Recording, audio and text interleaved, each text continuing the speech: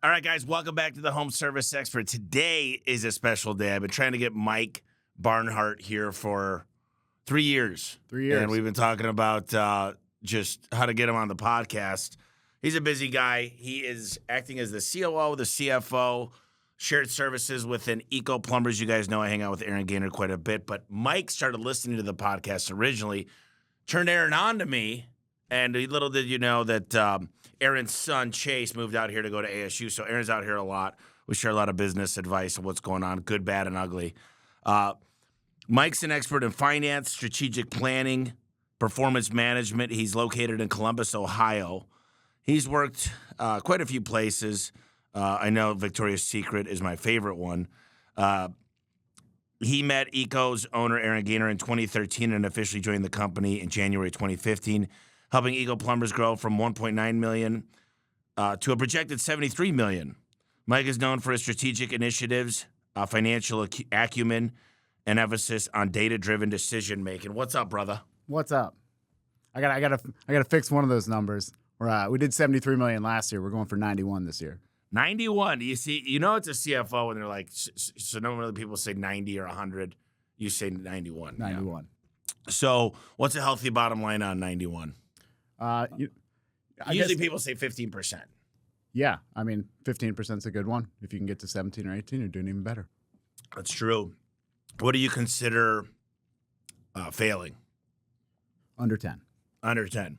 In growth years, one of the things I've realized that I always used to tell myself before I got a great CFO is I always used to say, I put the money back in. Hey, I put the money back in. I put the money back in, but I didn't realize unless it's going into marketing or strategic hiring, or some type of like Power BI analytics, I wasn't putting the money back in. I was actually wasting the money, and I just lied to myself. You know, our strategy has always been greenfielding, but still, like our Cincinnati location, we still lose money in it today.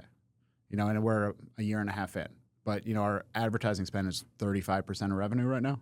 So, you know, you're doing that because, you know, when you look at the success story of it, like our Dayton location, we opened up in 2021. This year we're doing $20 million in Dayton, and it's super cash flow positive. It's actually the highest margin in location business right now in our business. So, it is a little bit different as you're scaling, you know, and how that changes. I got a business right now, and I obviously under NDA, but it would cost us about $30 million to buy. And Cortec, our sponsor, said, would you rather put that money into marketing or buying this business? And I'm like, aha. I'm like, I'd rather put it into marketing, so you're going to give me that over and above what we spend today. It's, you know, me and Tom Howard are having a debate, actually, at Rhino about Greenfield versus Greenfield versus buy and build, sure. Or buy and build or M&A. And he likes M&A way better. I feel like you got to find the right company, and then there's a lot to be done on integrations, changing the culture. You lose a lot of the employees, but you're buying the lead source. I don't know. You guys haven't done much acquisitions, but if you had to pick and choose, I think Greenfield allows you to take your own shot, call your shot, grow whenever you want once you build that playbook. And I think it's worth more. If I'm going to buy your company, I'm going to say, man, these guys figured out Greenfield. Yeah. They can scale to any market at any time. It is slower for sure. You know, and you talk to Tom Howard. I remember I asked Tom one time, I was like, tell me about, you know, a tuck-in that didn't go well. And he's like, they've all gone well. You know, so maybe some people are better than others. But, you know, with greenfielding, it's kind of crazy because, yes, it does take 3 to 4 years to really adopt in the market. But once you've hit that kind of threshold, it's like you've always been there. It's like you've been there for 20 years, you know, even though like once people do pick up your name. And really, I mean, anything that we've ever, I don't know if you've seen this, but anytime I've ever like made a change or, you know, we used to just be plumbing only, and we added excavation, and we added HVAC, we added electrical, we added other locations. Like you have these like changing points within your business. And they all, from the minute you make them and you start to enact them, they all seem to take like 36 months to get some traction. Maybe you can make it a little faster than that with as good as you are, but like it always has taken me 3 years to really build something. Yeah, you know, that's the thing. People overestimate what they could do in 1 year, underestimate what they could do in 5. Everybody wants it tomorrow. They're like, I look at people's budgets, and I'm like, wait, you're going to 3X this year? But you never 3X'd. Like, why this year?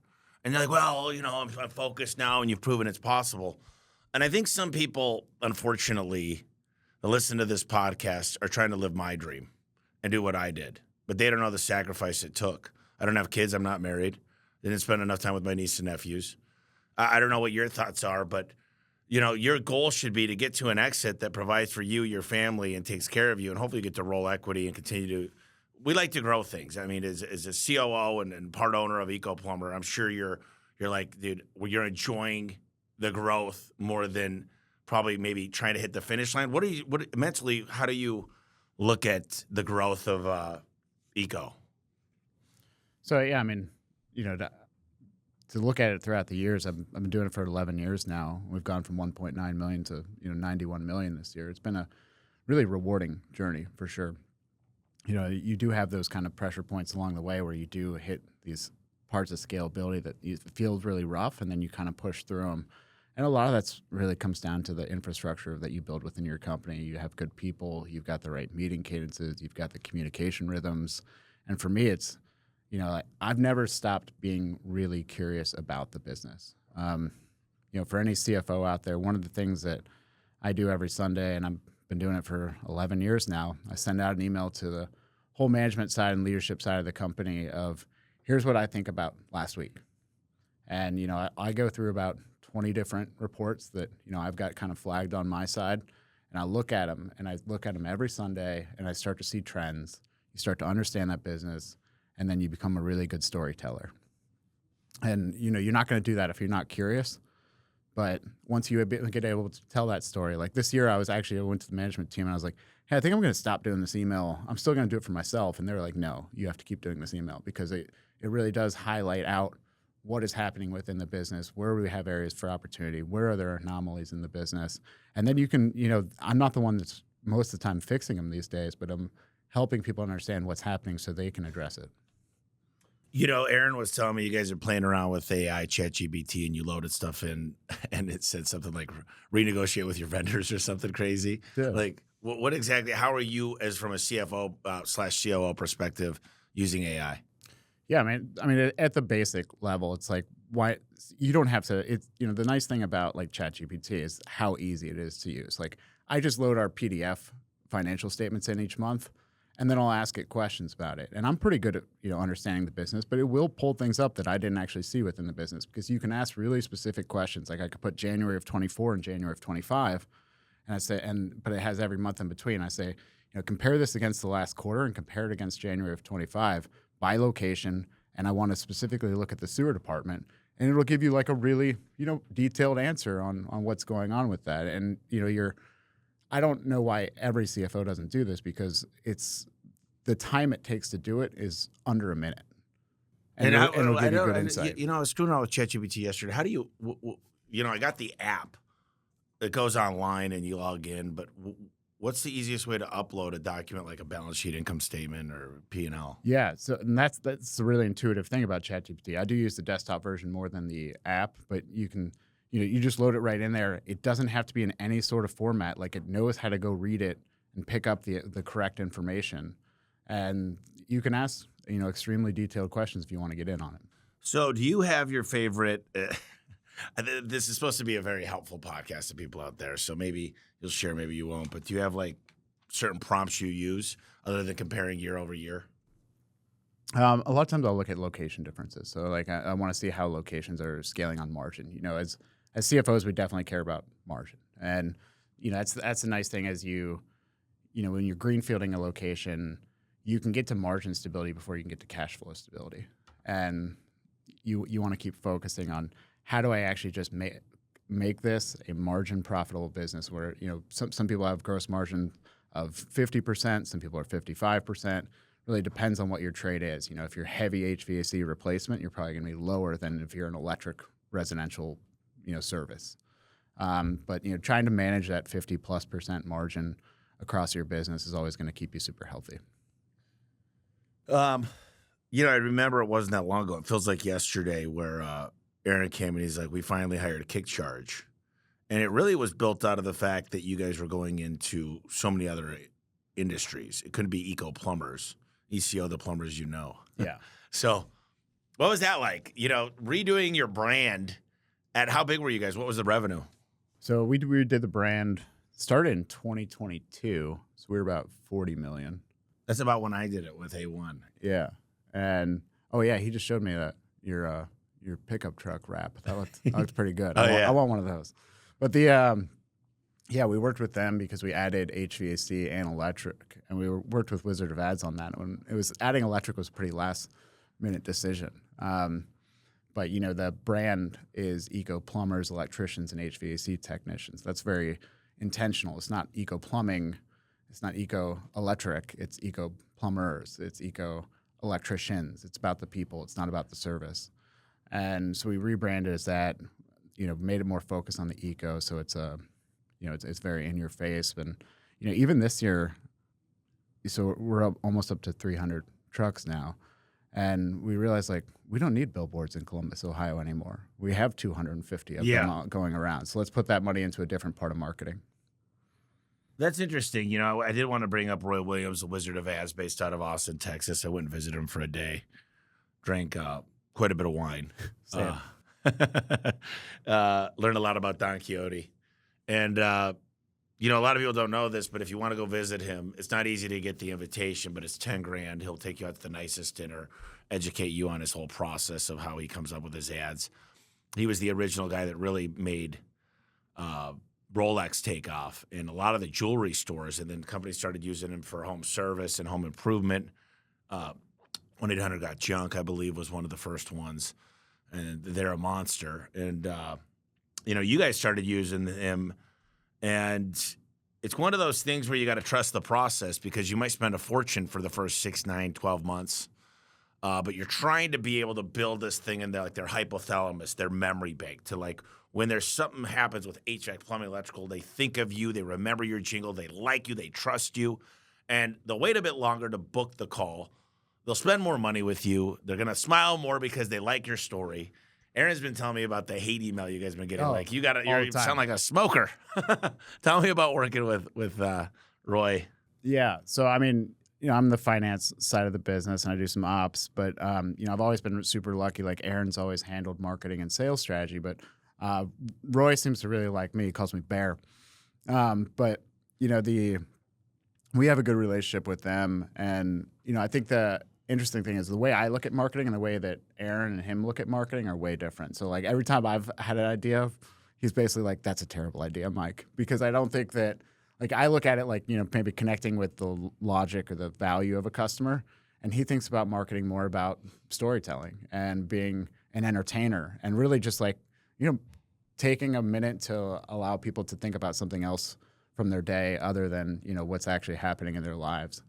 And for that, it's been a really good partnership. We've definitely created a storyline that happens within the business, and he's done a great job for other companies as well. But yeah, we were out to visit Morris Jenkins about 6 months ago, and the crazy thing about Roy Williams is he doesn't like working with anybody but the owner, maybe like a CFO, COO, because he hates PE. Yeah, him and Aaron still talk every week. Yeah. Well, the problem with that is eventually, if you're working on getting to a deal, which I think everybody should be, if you're in business, I could say this because I've been through it, and I was missing a lot of hair because I got what is that called when you lose your hair? Alopecia? Alopecia. I got that through the process. It was that's stress. And it was super high stress. And now going into the next deal, I'm so excited. Everything's running towards the next deal. Built to sell, grow your EBITDA, find the not next best partner, but a partner that could take you to the next level. And I'm super excited because for some reason I still feel like anything could happen. Anything could happen in the economy. Anything could happen within an industry. I know it was really hard for HVAC. You hear HVAC, plumbing, electrical companies. 2024 was a hard year. 2023 was a hard year. I don't know. Are you hearing that within the just the echo chamber of I know you guys work with Nexstar. I've heard it from certain companies. At the same time, we just didn't experience it much. We did 25% organic growth last year. We're doing right now. Yesterday we had our largest sales day in company history at almost $600,000. It seems to be moving in our direction the right way. But I have heard that some of those PE groups have been down year over year, 4 to 5%. Yeah. So I've got a theory that we're going to be experimenting with, that we're going to pour whatever our marketing budget is now, it'll be 250% of what it is today. Really?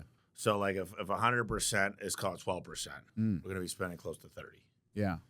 And the way that our CFO is structuring that is more in a way that it's considered Greenfield. You know, it's considered an add back because that's what you spent to grow. I understand. And I don't know exactly. I don't, but Yeah. he does, and you do. Well, your business is so different than mine in the fact that if you have a replacement, you're probably not going to see that customer for a long time, or unless you have. I don't know if you have memberships. Do you? Yeah, we got 50,000. So 50,000. Wow. So last year we made a big push on memberships, and we went out. We sold 10,000 memberships last year. So I heard like you talk about some of your core tenets this year: call center and marketing.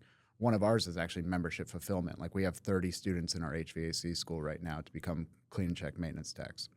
And they get good at the turnover. What's that? Or getting turning over to new equipment. Right now, well, these are green people that have no industry experience. Right. We're teaching them, and then we'll flip them to the LTO experience eventually.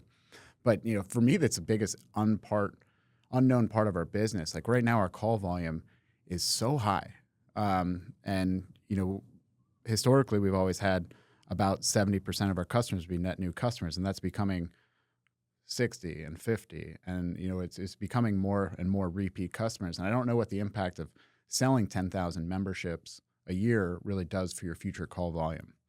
And I think I have a different view on memberships than most people. Like, so on average, we create about 200, 250 new members a week. And people are like, how do you do that many a week? And we sell for the discount, and then we retain them because we offer a good level of service. You do, yeah. You got to give a discount up front and then get them in for the reoccurring. But almost the every main thing best is you're going to sell your other industry, like electric or Yeah, but all these best practice groups are always like, no, don't sell it on the discount. Don't sell it on the discount. I'm like, why not? Like if I end up in 3 years with 50,000 members, do you know how strong that makes me as a company? Well, here's the deal: that every PE company, including our partner, Cortec, you got to be able to prove, and a guy like you could prove this pretty simply. But he goes, very rarely have I seen throughout the last decade of looking at HVAC companies. This is coming from the PE companies. Have I seen them build a profitable model for service agreements? I have so many, and we collect this monthly fee, $13 a month per membership, but we have a really hard time. Like, here's our biggest problem. Two things. Number one, you never, and Keegan taught me this, never pay commission to a maintenance tech. You do not want the client feeling like you're out there just to sell them shit when they just signed up, because you'll burn them, you get bad reviews. Number two, and your goal is just to build a fence around the client. And number two, we've taken technicians that can't make it in the real world and made them maintenance techs. I think that's a mistake. You got to teach them how to be lead setters. Just say, look, I'm just a maintenance tech. I'm going to take care of you. Learning this from Leland, I had a 29-point tune-up. Now it's a 151-point tune-up. Make sure it's long and you take stuff apart and you send pictures to the client.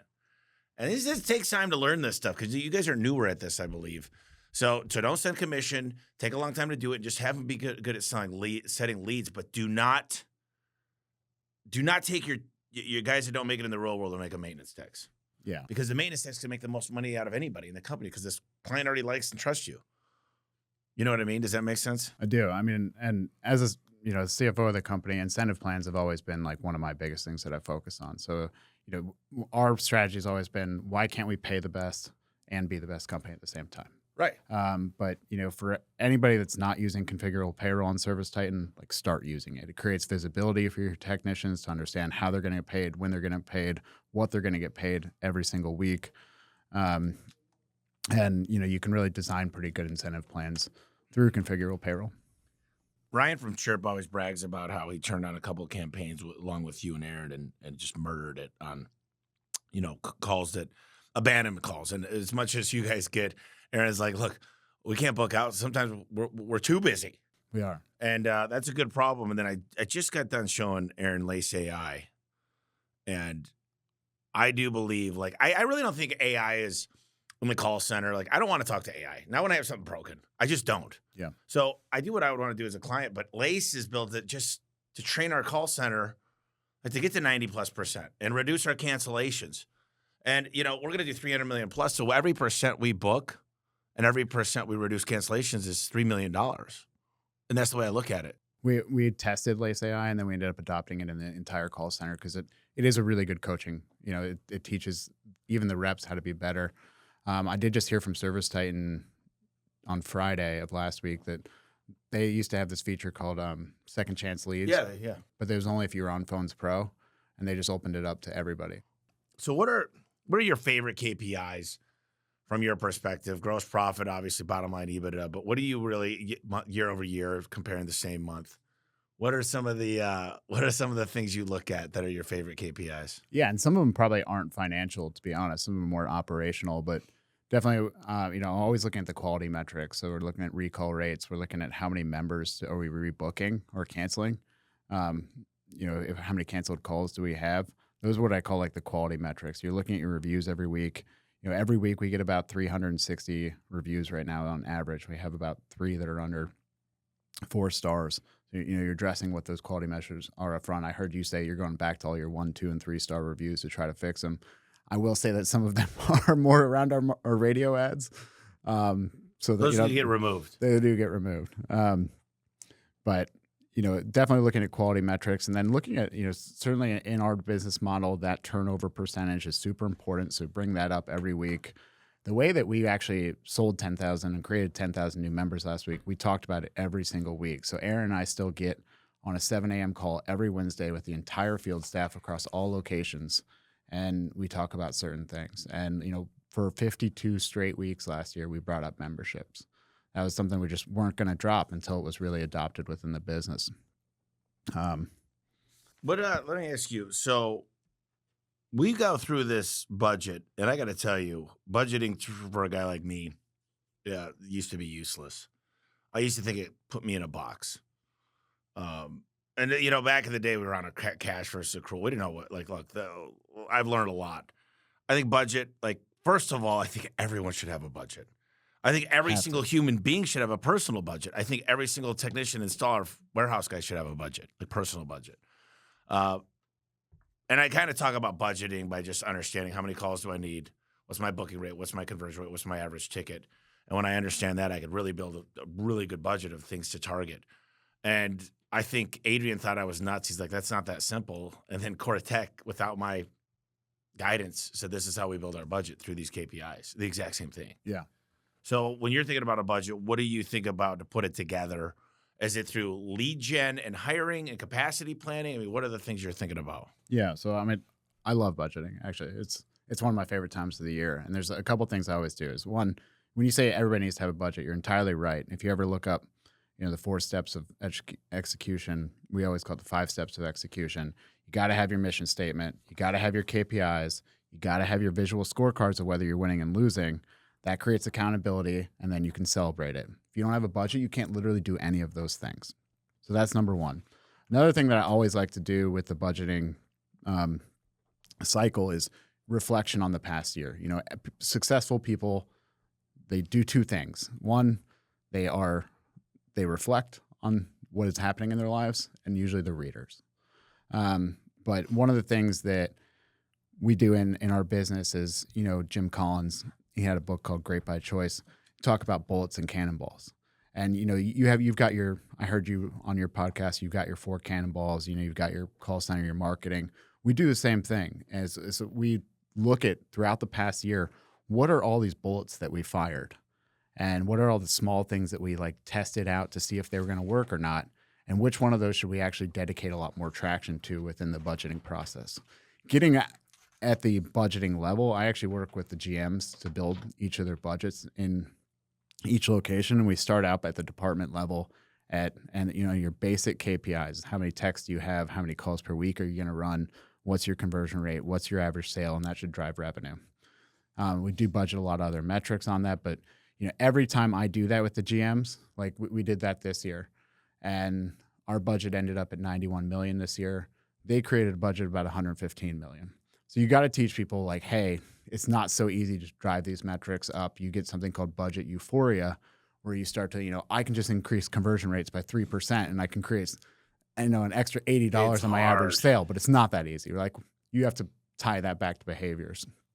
Well, it's interesting. I'll tell you, the behaviors are definitely true, but this idea of top grading, we've really, really taken this idea up. of, look, I'm gonna have a conversation with you, and Mike, here's the fork in the road. Either you're gonna train really hard for the next 90 days, and I'm pulling you off the schedule. A lot of ride-alongs. Go back to Phoenix. Yeah. We're gonna have to enhance your efficiency dramatically, or I'm gonna write you a letter of recommendation, and I'm gonna get I'm gonna volunteer you to go work at our competition. My CFO, Adrian, amazing guy, started to top grade his team. And he goes, oh my gosh. He came to me like a few months ago, goes, I cannot believe how much easier my life has gotten. Because he was micromanaging. One of the things Chad Peterman has said, if you find yourself micromanaging your direct reports, you got the wrong person. You shouldn't have to micromanage your direct reports. They should be able to report to you and get their tasks done and their projects done on time and on budget. What are your thoughts on top grading? I mean, there's two kind of areas of top grading, like especially it's happening in our businesses right now. Is like one is people. Like when you find the right person, it just all seems to work out. Like we just found an HR person in the past year that's really just clicked within the business, and she's done a great job. And taking people to the next level, taking recruiting, taking onboarding, all that stuff to the next level. So that investing in people ahead of where you need them is always the right move. Especially like when you think about top grading right now at the size of our business, we're about 400 people. Data scientists can be very helpful, and project managers can be very helpful very similar to you. We have our kind of 6 initiatives for the year, and each one of those has to have a project team around them. Like this is a team that's going to solve this for the year, and they're responsible for implementing that, and then B, communicating that out to our teams. But you need to have a project manager that's able to facilitate to make sure that the project is staying on track throughout the year, because they are bigger projects. The other idea of top grading is using technology today, and there's certain things like you talk about. Yeah, it is very hard to increase average sale, but like lately we've been using a HVAC sales presentation software, and we've just seen the amount of add-ons go through the roof. We've seen our average sale pick up. We're in non-peak season and we're over 50% conversion rate on replacements. Like we actually are really changing these metrics through a company that's really obsessed with the customer buying experience and providing a better buying experience through technology. I love this. Explain to me, by the way, I think technology is one of the most important things that's underutilized. I always say we're a technology company that does garage doors. I mean, we're running like 25. If you include like your project management tools, your payroll software, the cameras in your vehicle, like I'm running 25 softwares. Yeah. I mean, all day long. Lace, we're running things like Rilla. It goes on and on and on. Revenue per employee. Now, I heard Brandon Dawson talk about this with Grant Cardone. The Cardone team is. He's like, if you're under 275, whatever it was, thousand per employee. I've never looked at it like that. Maybe it doesn't work because I'll never be at that.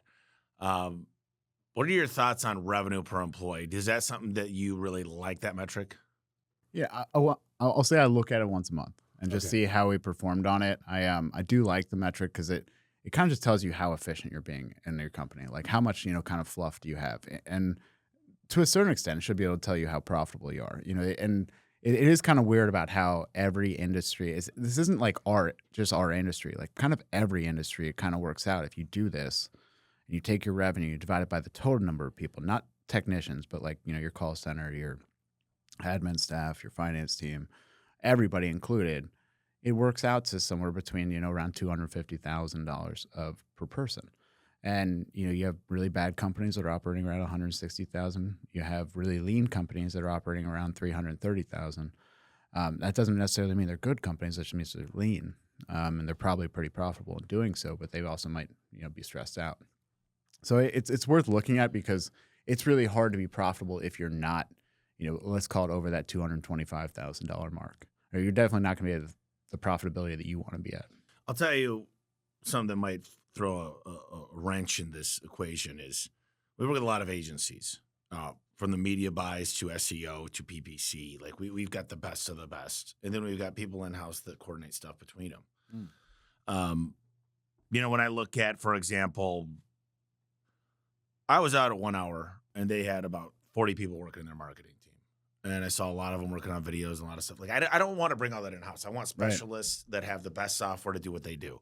I really like when you look at the marketing team. The question is, do you bring inventory in house or do you have like your vendor managed inventory, right? So there's all these different things that, you know, I've been to shops where they don't own any of their inventory. That's all sold to them and they handle that. Then they don't do any of their marketing. They might have 3 people on their marketing team. So how do you equate for that? Yeah. So, I mean, Or maybe even a third-party call center for half the calls. I mean, sure. I mean, the other like financial metric that you're really going to look at within all our businesses, that a lot of people call it the big 5, but you can call it whatever you want. You're managing your top 5 expenses, which in every one of our companies is direct labor, direct material, office wages, vehicles, and marketing. You know, in the best of companies, that's operating 75% of your revenue, typically 70 to 75. In the worst companies, that's 90 to 100.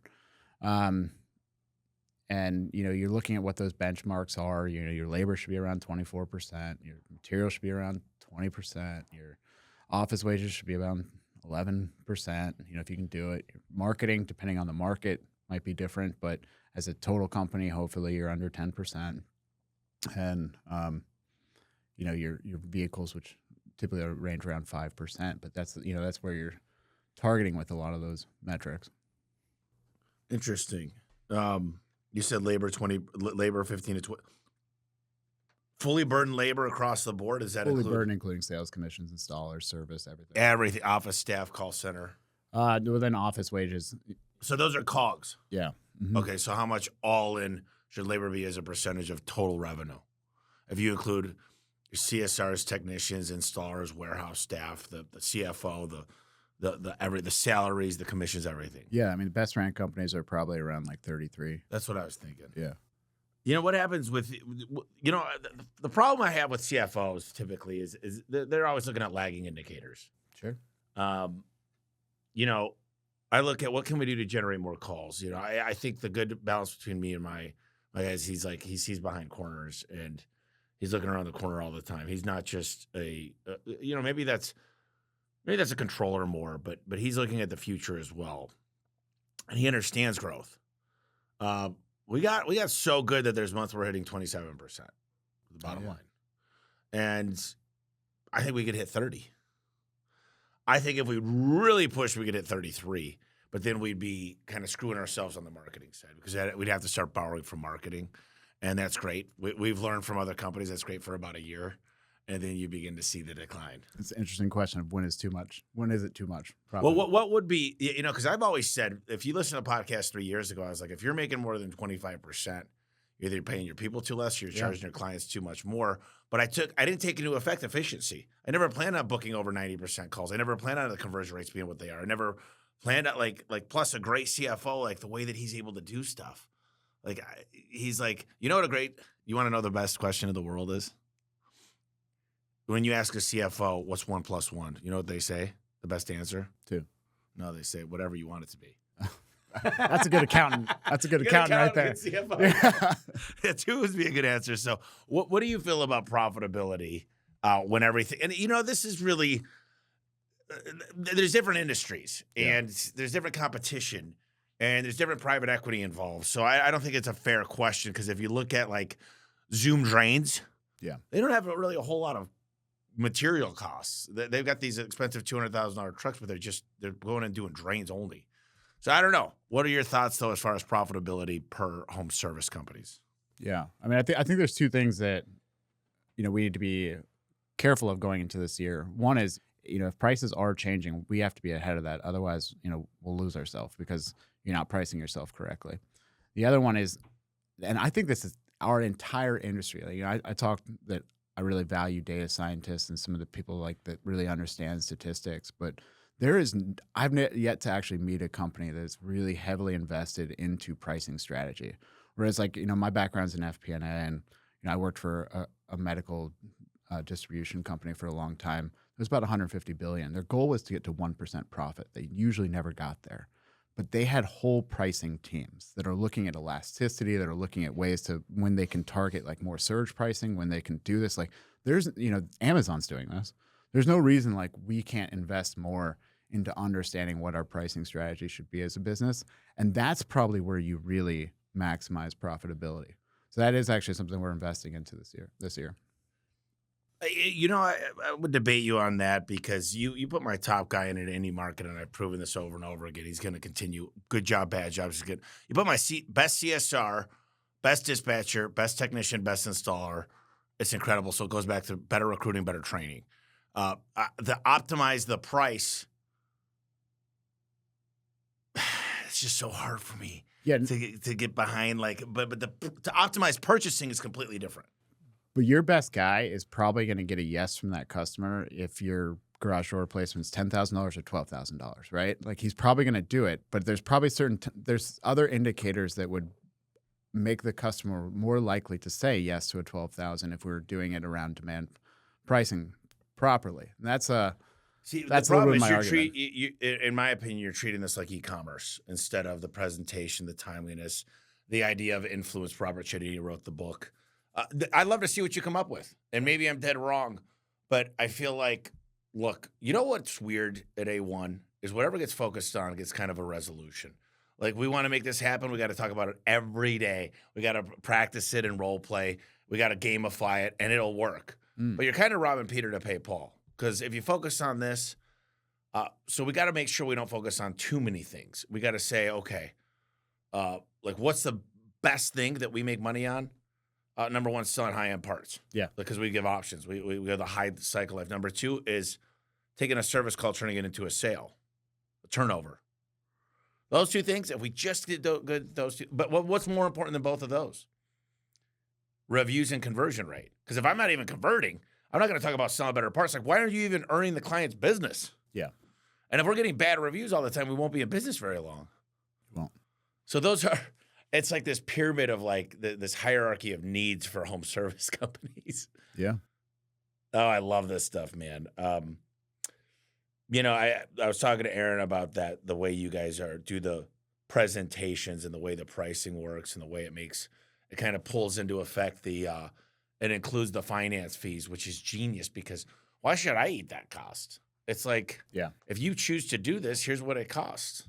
Yeah, as a CFO, CFO is always like, hey, let's not offer financing plans that have any dealer fees, because they don't want to pay the dealer fees. They want to control the margin better. And this takes that away. I feel like if it's automatically building it in, let the customer pick whatever they want because we're not paying for it anymore. It's you've heard, Joe Crisara. Does that ring a bell? I know Joe. His book behind there, What Should We Do? He's always said to me, you pick 6 options and then say, pick one you like. But you start at the best one is what I've always learned is you said, look, based on what you told me, I'm going to go over 6 options. This would be something that I would say is going to be the best fit for you and your family. And then if that doesn't work, hey, that doesn't work, pick one more economical, pick one you like. Yeah. But this way you're at least earning their business. And by the way, each one of these, you've probably heard, but the best profitable one for the company is probably option number 4. Yeah. And that's where most people fall into. Sure. Another thing is putting, if you want option 5 to sell the most, price it right. Price it a little more than option 5, but far less than option 6, and then put the people's choice. Most people choose this. Right. And we think about that a lot from the office side. I think it's probably hard to think about that while you're running the call. I know you have some really top-end sales guys. We've got one named Adam, and I talked to him. I know him well. Yeah. He's presented to us. I talk to Adam all the time, and I mean, this guy's super passionate about sales. And, I remember I went on a road trip with him one time, and he spent 4 hours replaying his calls for me. But, he's got this saying that we've kind of adopted in our sales team. Because we asked the question of how do you stay excited doing the same thing, 3-4 times a day, every single day? And he says, when I knock on the door, I say to myself, it's showtime. This is my show. And, I start playing my role. And, I get excited for it because it's showtime. I like that. I like that a lot. I want to go, you talked about revenue per employee. We talked about that for a minute. I want to go back. Al Levy always taught me about ratios. He's like, most people run at a 2-to-1 ratio, meaning you got 2 people turning a wrench compared to the 1 support staff. Really bad companies operate at 1-to-1, where you've got all these support staff, CSRs, dispatchers, warehouse guys. You got all these C-suite, VP, director levels supporting like 1-to-1. It's really hard to make money. There's no efficiency. He goes, when you get to 3-to-1, you're printing money. I like that ratio stuff, except it's still what happens when you're doing all this, hiring all these marketing companies and doing the outbound call. You might have a third-party inbound call center for nights and weekends. Those ratios kind of get masked. Sure. What are your thoughts about different ratios like that? Yeah, I mean, we are actually pretty close to 3-to-1, but you start talking about certain ratios. Like, yeah, I mean, you can look at an income statement, but an income statement can be misleading. Like, you asked me, is 15% that benchmark? Well, then really, what's the benchmark of cash flow on that? Carl Icahn. Yeah, I know Carl Icahn. He does hostile takeovers. Great. Sure. But, mastermind. One of his famous sayings is happiness is positive cash flow. And, because that's really what matters at the end of the day. Are we generating cash from what we're doing? And we're not just putting it. You can hide stuff on an income statement by putting it on a balance sheet. You can never hide stuff on the cash flow statement. It's really going to tell you the true story of the business. So that's one that we always look at. And, if you're generating, even if you're generating 15% of profit, after you're paying taxes, after you're doing all the distributions and everything, you should still be looking to get 7 to 8% actual free cash flow at the end of the day. That's interesting. Yeah. I mean, we do, Alan Rohr taught us what a financial quick check is, and we don't do it like we used to, but every week Adrian sends me just a quick text of, here's what's going in and out of the bank, here's where we sit. It's just for me. And he just decided everyone doesn't need to know what's in our bank account. I really didn't care. We don't report that a lot of places. Yeah. We are transparent on our income statement, but Right. I don't think people are really going to understand like paying taxes and Yeah, paying that's other true. stuff. I mean, look, it is none of their business when it comes to. I agree with Adrian now. Now that we talk man to man, eye to eye on a lot of things, he and I see the same thing in a lot. Well, let me ask you. I know a lot of businesses, the way they solve their problem for next year, and a lot of times the problem as it works is they raise prices. But there comes a point of diminishing returns. Obviously, when we get our price raised from a manufacturer like the distribution center, we raise our prices the same day. And Tom Howard said the best is, instead of doing 2 price increases a year, do 1% a month across the board. That way that no one really feels it. What are your thoughts? Because we're still doing 2 a year. I couldn't sell my team on doing 1% a month. So, I mean, I'm actually kind of famous in the company of not telling anybody when I change the prices or increase prices. Like, I don't usually tell anybody that's happening because I don't think it's the price is the price. Like, this is what we need to do in order to be profitable. I don't think I actually need to communicate it out. And people ask, like, hey, did the prices change? And I'm like, yeah, they did, but that should just be part of business. It shouldn't be really I would tell important. them they get a raise. You got a raise, but I guess there doesn't really need to be transparency. They don't need to know why. Yeah, this is I don't think that they're looking at that they're trying to understand the entire cost of the business and what our sold hours should be, what our efficiency should be. Obviously we want to become more efficient as a company. If we can, we'll become more profitable. But you're not going to plan on becoming more efficient. You're going to plan on operating your business as it currently is. I like that. And, what I get excited about is playing these podcasts. Very few and far between, 1 out of maybe 30 to my internal team. And this is one I'm definitely going to have them listen to. So I'm going to ask some questions that I think, when I ask questions my team can get a lot out of, I think I'm actually doing a lot of justice for the listeners, depending on the size of their company. Obviously, if you're pre-10 million, some of this stuff is you're probably not ready for yet, and that's okay.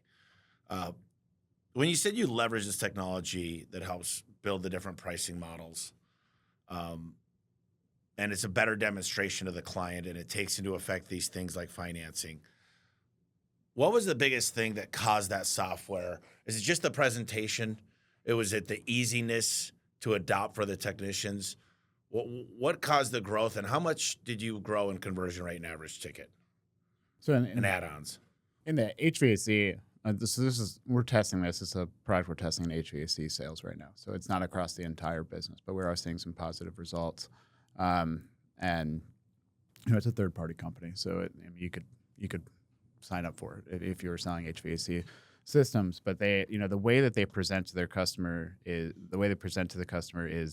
it is, very much a toggle method of like, here's the options. But you can see if I don't want, this humidifier, I just press a button and it toggles it back off, and the price changes. And you're putting that power into your customer's hands rather than, service side somewhat static. Like, here's the estimate.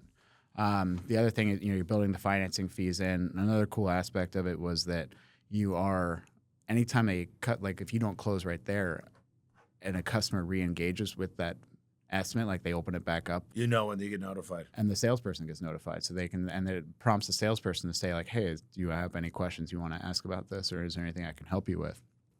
So it's, better communications, better buying experience. HVAC, it's a newer thing to us. If you took it back, we've only been doing it for 3 years. I mean, our conversion rates used to be like 25%. Now they're, pretty much 50% on a regular basis. So we've been doing a lot better. And then our average sales gone up too. I mean, that's the crazy part of our business. Like, when if you look at a business that's going down this year, in HVAC, we've got the 454 transition, which will probably raise your prices 10%. And then you've got tariffs, which might raise your material prices 10%. If you're not... Wait a minute. What was the first one? So in HVAC, they switched energy efficiency, from 410 to 454, but it raised equipment prices about 8 to 10%. If you're not growing 16%, you're basically static to last year. That's what people forget. Yeah. So they brag about growth, but yeah. Yeah. So that's one way to look at it. But another thing with that one is important. Like, you are having these things that are happening with your business. Like, and Aaron knows this, and I love to get a win in negotiating. Negotiating is my favorite thing to do.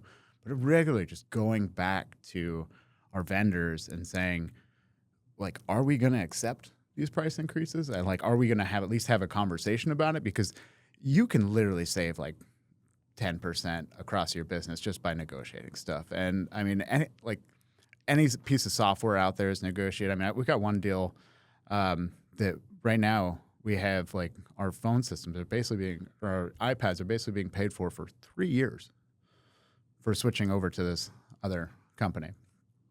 Aaron, when me and Aaron were at the golf tournament, Adrian walked up to me and he goes, we got an extra $600,000 coming back for our insurance, something. And he's like, I didn't even know about it. And he knows about everything. But yeah, I was like, cool. Like, yeah, I love great. this stuff, dude, because like, I love negotiations too. I think I pushed my vendors a little bit too hard, but I'll give you an example. I was out of town, but Luke did a great job. They came in to give us a 10% increase, but our volume's gone through the roof, like dramatically. And they ended up, when they left, they lowered our price by 10%. He goes, you know how much business you guys are losing? By the way, look at how much business we've given to this other company. He showed them. And when they left, this is what's nice is some people go all in on vendors, and then they got all the keys to the city, and you have one of the things we've learned from private equity is, like, always have 2 vendors and don't give anybody everything. I agree with that. I want to jump into this idea of hiring because I've always said hire slow, fire fast. L was a big 7-power contractor, taught us manual, standard operating procedures, steps of delegation. But the big thing that I don't talk a lot about is he taught me how to build technicians from the ground up. Yeah. Now, I realize certain industries, you need to be a journeyman, you need to be an apprentice, you need to work your way up. And I do think even if that was the case for garage doors, I would still do it because it's worth them to be homegrown, to learn our ways, and it's a longer investment into people, but it's the best investment. What are your thoughts as far as getting the best technicians and installers now that you guys are in multiple trades, multiple markets? Yeah, I mean, I got a few thoughts on. I mean, recruiting across our trades is, if you don't have a dedicated recruiter, you should. At $10 million, you should have a dedicated recruiter because it's that important in your business. Even if you're just recruiting students. Back in 2019, we were booked out like 3 weeks for plumbing services. So we're like, we looked at it and we said we have to create a school. We got that launched up, and we even knew when we launched the school, we said, the first class is probably going to suck, but the 10th won't. And now we're on like 16th, and it's a pretty good program that really brings people into the trades. The other thing about recruiting is, like, you have to have, whether you call them your core values, your guiding principles, you have to have the right fit of people. I don't know. I mean, you grew in your business from the ground up, and I remember reading this book called Sapiens, and I read it right around the time we were around 150 people, And it was like, hey, once a community hits 150 people, it fragments into another community because that's about as many people as you can know.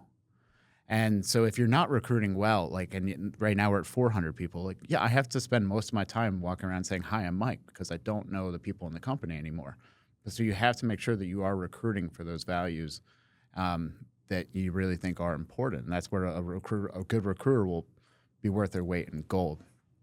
The other thing that I will say about creating the own people in your trades, and I know you have a great training center here. I've toured through it; it's amazing. Is the people don't think about this. It creates that alma mater effect.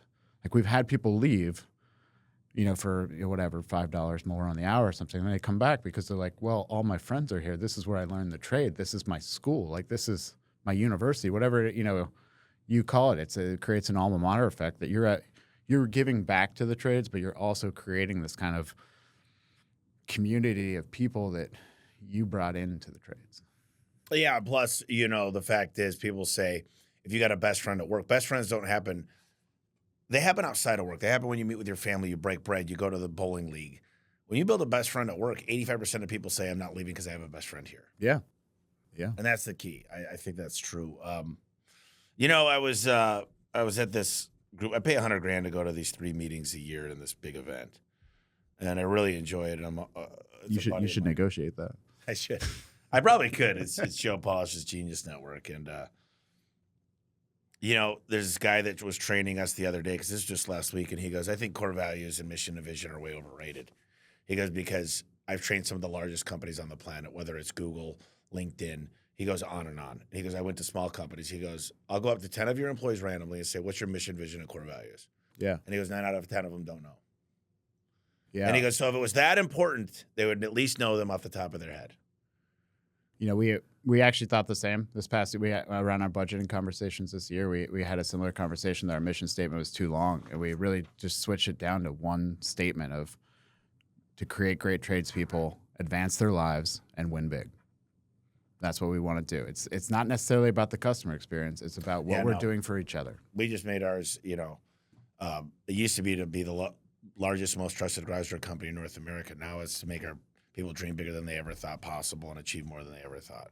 Yeah. It's pretty simple. You started to talk. Jack Tester used to be the CEO of Nextstar. Yeah. And I think he's a brilliant guy. I learned from him the one-on-one forum where he basically said, if you're a leader, your team should report to you. You shouldn't have to ask questions and lead the presentation on the one-on-ones. They'll present to you. Right. But I know you guys are working pretty closely with Jack. He's part of the business in certain aspects. What's it been like to work with Jack as a leader, and what have you learned from him? Yeah, I mean, Jack's on the team. He's on our leadership call every week. He's been amazing to work with. One of the we're going through the budgeting cycle this year, and we talk about the importance of budgets and the importance of missions and core values and all that stuff. And one of the things that he talked about is that as leaders, we are dealers of hope. And this is from like the King Solomon Bible. Mm-hmm. But there's this phrase: without hope, the people will perish. And so we have to be providing hope for everybody that's part of our team. And that has sat with me since he brought up the concept. And literally, I don't think a week goes by that I don't think about that, is that we are, as leaders, are dealers of hope so that our people don't perish. I love that. You came in here pretty prepared. You've got 2 pages of notes. Those of you not watching, Mike, as a CFO, I think CFOs are DNA is wired to prepare. There's probably some stuff we didn't hit. So what do you got there in your notes, the things that you wanted to discuss? I mean, one of the things I'll just mention that I think I've always done pretty well throughout this, and I remember when you called me back in 2015. You probably don't remember this.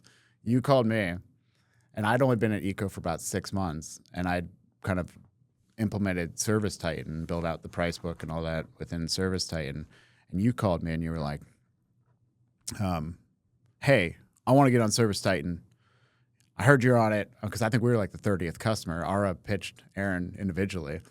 And you start talking to me about it, and I know you got onto it, so you were very persistent. But I was like, man, this guy is special. Like, and I was like, Aaron, you got to talk to this guy. And I know you and Aaron are now like best friends. But I hooked you guys up to start talking. But the importance of building your network, whether you're a CFO, whether you're a manager, I just connected my GM and another GM from a company today that I thought that they should know each other. You really just need to spend time building your network, both professionally within the industry. And then, there's like I'm part of a group called YPO that I've really enjoyed. And sort of like, your $100,000 group, like it's you're just building these relationships with people that are thinking about things the same way you are. And those relationships tend to just open so many doors to help out the company and help out everything. You. Yeah. I couldn't agree more. It's your network is your net worth. Who, not how. Meet the right people. Relationships are everything. And but that's my plan. Literally, like, you probably know I'm building a nice house in Idaho, and I'm building even a nicer house in PV. And the plan is to be able to break bread, have people in there, and build deepen relationships. Because I live fine in a 1,000 square foot apartment. I can do fine, and it's not necessarily to impress them. It's a place because I can't fit very many people in a 1,000 square foot apartment. I can't really have a party or have a social engagement. So, like, I might be overdoing it a bit, but my plan is like, people want to come stay the weekend. We never need to bump into each other. Bring your family, go in the lazy river. We'll go shoot some guns in the shooting range, play a game of bowling, and to build, deepen, and strengthen relationships. And I think this concept is so strong. I think the problem what most people have, though, is they'll go to a meeting and they'll give everybody a card. I think what you should do when you go to a gathering is try to build one or two relationships and deepen those rather than try to get to know everybody. I agree with that for sure. I think that's a lot of people, man, and it's so hard to even keep up. I get people because this podcast is almost 400 episodes, and they come give me a hug. And sometimes, like, a guy rolled his window down yesterday, got a roofing. He's got the Tesla Cybertruck. And I was with Raul, my driver, but I was like, dude, I'm going to drive. We're going to go to a restaurant, then we're going to go to a movie. So he's like, never drove with me where he's a passenger. And guy rolls down his window, and he's like, do you know this guy? I'm like, I look over, it's a wrap truck, roofing truck, and I'm like, no. And he's like, Tommy, what's up? He's like, I knew that was you because of TRX. And I'm like, what's up, man? And he goes, how have you been? I'm like, great. How have you been? He's like, great. I was like, hey, it's great seeing you, brother. I'll see you later. And he's like, how do you know? I'm like, I don't. I don't know. I feel bad, but like, dude, I didn't recognize the guy. And it's like, it's a bad quality, but if I had a dime for everybody that like gave me a hug or said what's up or saw him at the airport or I'm in Boston or I could be anywhere. Bumped into a guy, I was telling Aaron, I bumped into a guy in Bora Bora. Really? Yeah, that's crazy. He's actually out of he lives in Ohio. Yeah, it is actually strange. So I'm from Ohio, and it feels like, and the Buckeyes are big, but wherever I travel, people are wearing, and I'll be in the most random places, and I'll see people wearing Ohio State. Like, Ohio State stuff. Like, I was doing the running of the bulls, and the guy's wearing an Ohio State hat, and I was like, "What? We're in the middle of Spain." That's awesome. You guys took us to an Ohio State game, and we had the time of our lives. We're going to do that more often. Sure. That's one thing is trying to get back. I never heard anybody say, "Man, I wish I worked more." We've always heard that saying of like, I've never really heard anybody say, "I wish I worked more," but I also never met anybody that looked at somebody successful and say they must have not worked for it. You know what I mean? So there's this happy medium of like, if today was your last day, well, it's not my last day, I don't think. So I got to work hard today, and I'm going to take a little sacrifice, put a little bit more in today so that my future self has a better life. What are your thoughts on that? I think it. I have children, and you think about what kind of life you want for them. Do you really want your children to be happy? I don't know that. Like, I'm not sure that I need them to be happy, but I do want them to live a life that has purpose and that they feel like I'm doing something that's important. I feel that way when I come to work every day. So to me, it's like, this is something that I'm doing to show the appreciation that I have for my team that's out there every day. I mean, you guys have nice weather here. It was negative, 5 degrees in Ohio yesterday. So, that they're out there every day, they're working so hard. They're, in these trades that are really helping their community. And I want to see people win big. And I want to see people celebrate things in their lives. And so, as long as you're feeling content that you have a sense of purpose in what you're doing, it doesn't really feel like work to me.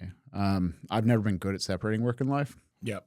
I should be probably maybe somewhat better at it, but I really like both aspects of it, and I do travel a lot, so I like to get out and have fun too.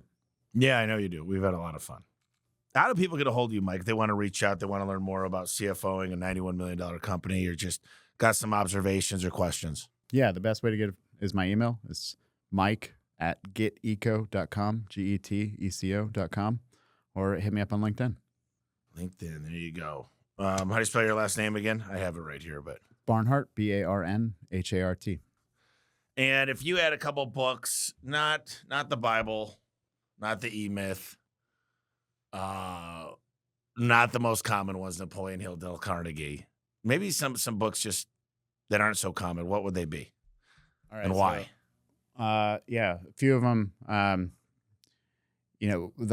always pick like a book from my favorite year. So like in 2022, I loved the Almanac of Naval Ravikant, talking about wealth and happiness.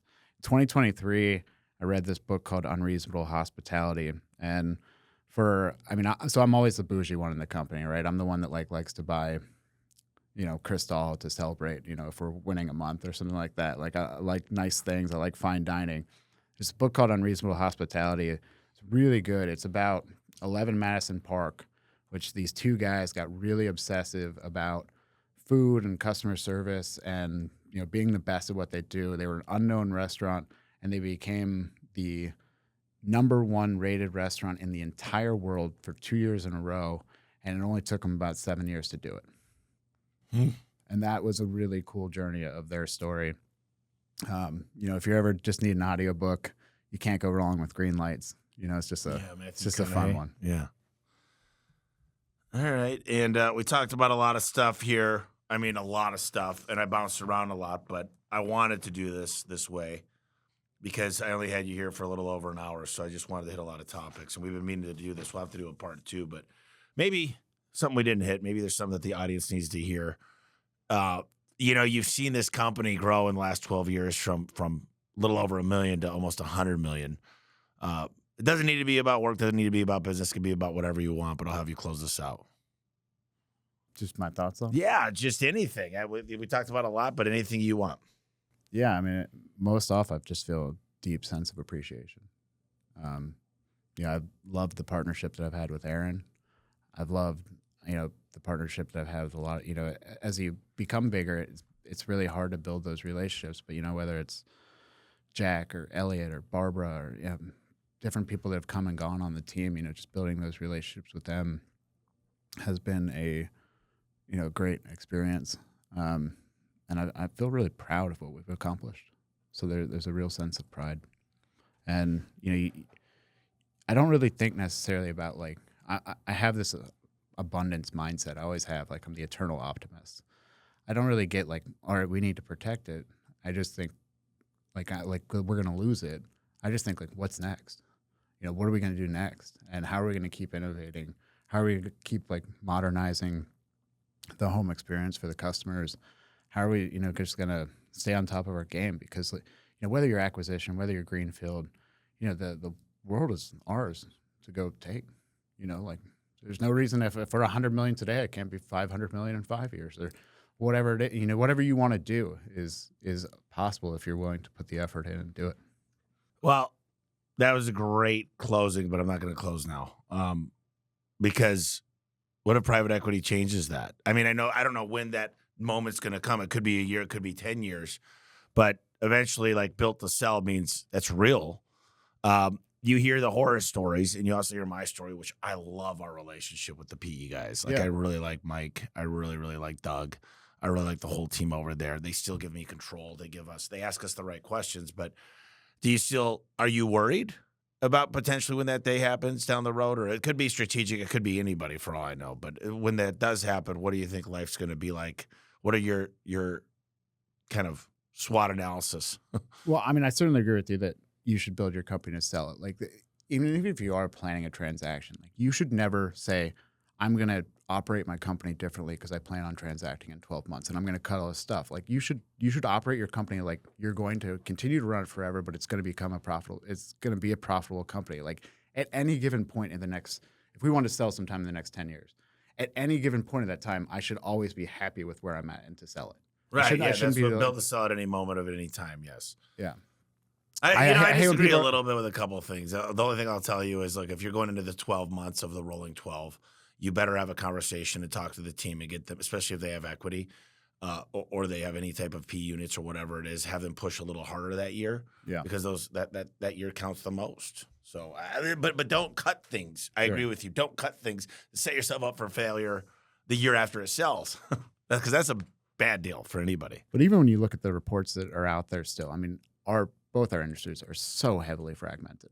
You know, it's like even with PE coming in, they still only own a very small percentage of the total. What do you see the percentage being? I'm just curious. I haven't looked at that recently. Yeah, I mean, there's some reports that come out each year. You have to usually pay for them to get them, but they're usually pretty solid reports. And you know, it's about 12% in the HVAC, plumbing, electric industry. You know, for us, we do have a little bit of different strategy. Like, you know, we're really good plumbers and we're learning HVAC and electric. So we have a little bit different strategy of how to grow there than maybe some other PE groups do. But you know, overall, I just think that it's still a very open market to do whatever you want to do. Well, I've heard the HVAC plumbing electrical is about a little shy of $200 billion market cap. So that's why there's a lot of people getting into it. It's just a huge market cap. Yeah, and I heard your podcast. So like, can you open a company with $20,000? Well, probably not anymore. You know, you can, but you're going to spend 10 years trying to build that thing. You do need some investment, and these guys, you know, can provide great investment. Well, Mike, this was brilliant. I'm sure you're going to get a lot of follow-up questions, but thank you for being here and doing that. Sorry you had to come to 76 degrees today. Thanks, Appreciate Tommy. you being Appreciate here, it. brother. Thank you. Great job.